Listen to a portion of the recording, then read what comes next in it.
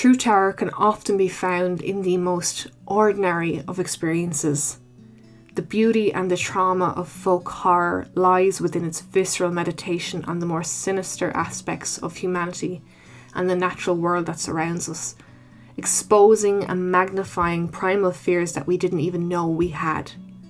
It's a fascinating subgenre which invokes elements like local folklore, rural settings, as well as nature worship, ritualistic practices, and often the crux of the story centres around a sycophantic reverence to the obscure, be it ancient religion or cultish ideals. Common themes within the genre include a sense of isolation, otherness, superstition, and the exploration of darker, more primitive aspects of human nature. The term folk horror was first coined by reviewer Rod Cooper to describe Piers Haggard's film The Blood on Satan's Claw from 1971. It often centres around exploring the nuance of unwelcome infiltration, usually pertaining to the outside world encroaching on an isolated community. This intrusion often erupts to a clash of ideals and cultures, thus exposing the dark, horrifying truth that lies within.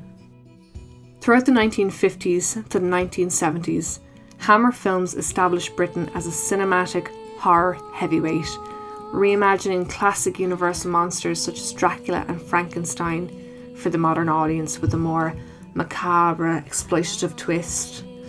Lurid sex and violence juxtaposed against this beautiful, elaborate Gothic scenery. In 1973, during the final throes of the Hammer horror reign, a fresh, evolved terror was born in the form of Robin Hardy's masterpiece, The Wicker Man. A seminal cult touchstone, its impact and reputation has long consecrated it within the pantheon of horror cinema, and its immense influence still ripples throughout the genre over half a century later. The Wicker Man was written by Anthony Stafford, inspired by David Pinner's 1967 novel Ritual.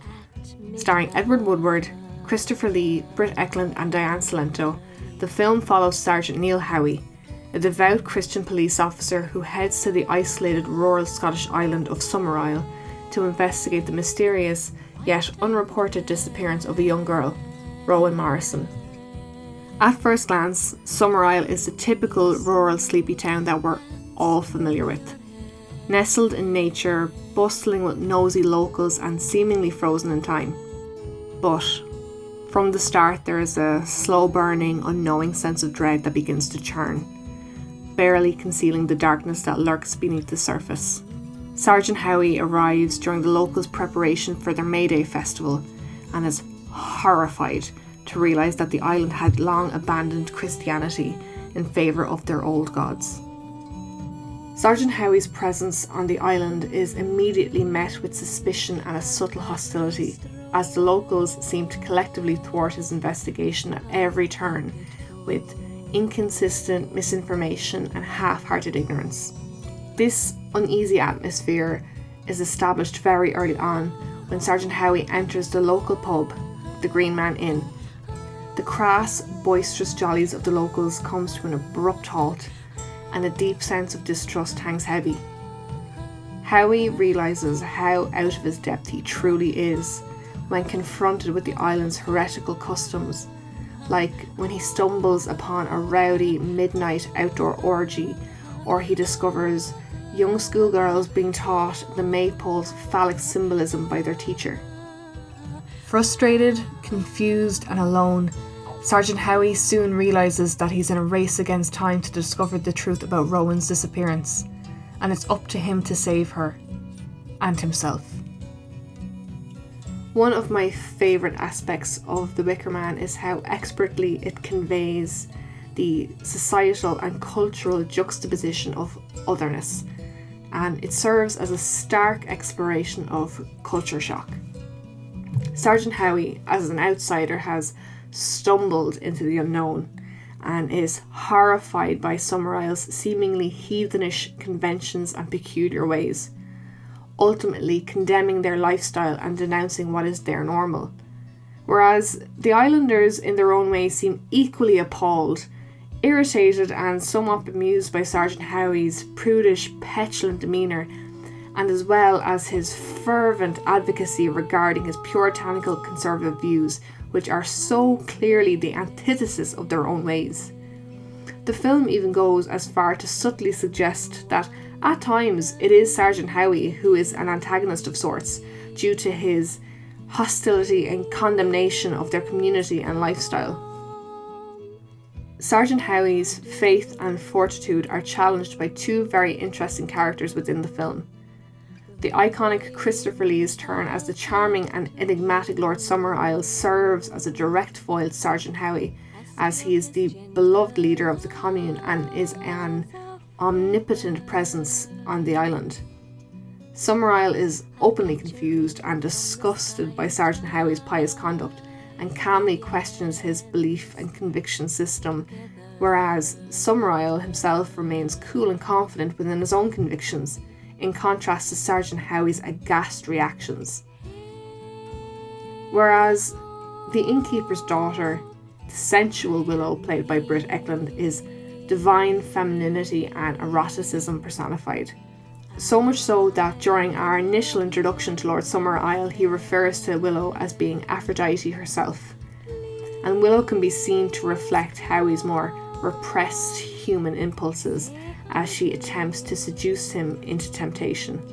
The Wicker Man's keen hyper-focus on pagan customs and its symbolism showcases the film's thoroughly researched backbone. It all feeds back into the film's overarching plot and its themes. For example, hares are repetitively visually referenced, and within Celtic paganism, the hare was considered to be a sacred creature that often was presented as a gift during ritualistic sacrifice due to the association with fertility and resurrection.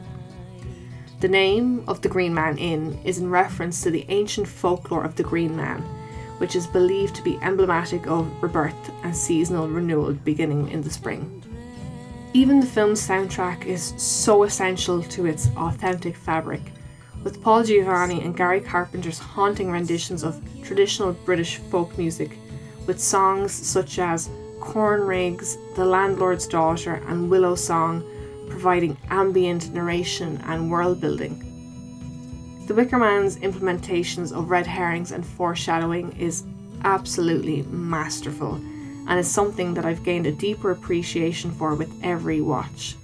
The intelligence behind the film's world building is absolutely dazzling, with Robin Hardy himself explaining that one must think of The Wicker Man as a game with clues.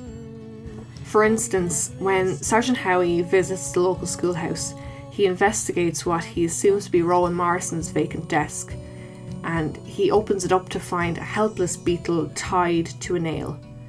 Rowan's deskmate explains that the little old beetle goes round and round, always the same way, until it ends up stuck against the nail, trapped.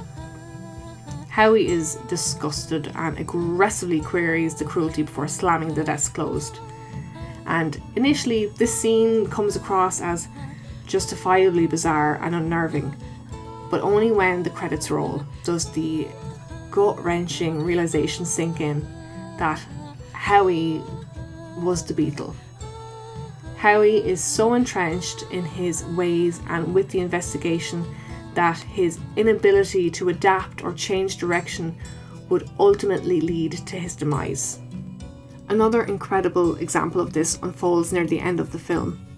Sergeant Howie realises that Rowan is in mortal danger after exhuming what he thought to be her grave, only to be met with the carcass of a hare and the missing harvest photograph which shows her to be the chosen May Queen. Howie deduces the islanders' intention to sacrifice her in return for a bountiful harvest, so he seeks assistance from the mainland, only to find that his seaplane has been sabotaged, so he cannot leave nor call for help.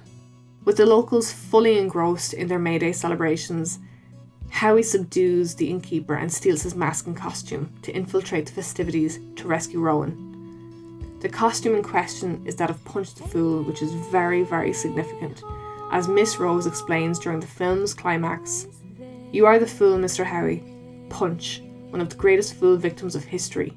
In that sobering moment, Sergeant Howie realises the islanders' collective deception, as Lord Summerall calmly and coldly elaborates that Rowan was never the intended sacrifice, but it was Howie all along, and his noble mission had been doomed from the beginning.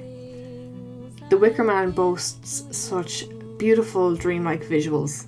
Harry Waxman, the film's cinematographer, leans into the picture's daylight summertime setting with its enchanting colour palette.